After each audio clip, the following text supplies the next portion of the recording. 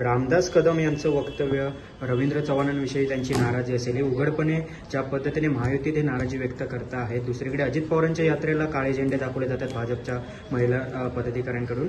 काय सारं काही आलबेल आहे महायुतीत? महायुतीत सारं आलबेल आहे, परंतु आणखी आलबेल राहण्यासाठी जबाबदार नेत्यानं जबाबदारीनं वागण्याची आवश्यकता आहे. रामदास कदम हे ज्येष्ठ नेते आहेत. त्यांनी ज्येष्ठत्वासारखं बोललं पाहिजे. बालिशपणाचं वक्तव्य त्यांच्याकडून अपेक्षित नाहीये. महायुती टिकण्यासाठी सर्व पक्षातल्या घटक पक्षाच्या नेत्यांनी त्या ठिकाणी जबाबदारीनं संयमानं त्या ठिकाणी बोललं पाहिजे, जेणेकरून महायुतीत वितिष्ठ येणार नाही. भाजप एवढं शांत भूमिका का घेत आहे? भूमिका भाजपला एकटं लढायची तयारी नाही, अजूनही एकत्रित लढायचे, त्यामुळे अशा पद्धतीने शांत. हा तुमचा तर्क झाला. भारतीय जनता पार्टी हा राष्ट्रीय पक्ष आहे. भारतीय जनता पार्टीची ताकद देशात आहे, महाराष्ट्रात आहे. सर्वाधिक मोठा ताकदवान पक्ष आहे आणि जो मोठा असतो, ताकद असतो, तो नेहमी संयमी असतो. त्याच्यामध्ये शक्ती आहे ना, तो कधीच शक्तीचं त्याला प्रदर्शन करावं लागत नाही. आणि ज्याच्या मनगटात ताकद नसते त्याला आव आणून दाखवावं लागतं मी ताकदवान आहे. वेळ आली तर एकत्र फक्त भाजप सोबत लढेल का? तयारी? असं काहीच नाही. असं कोणी स्वप्नातही रंगवू नये. भारतीय जनता पार्टी महायुतीतच लढणार आहे.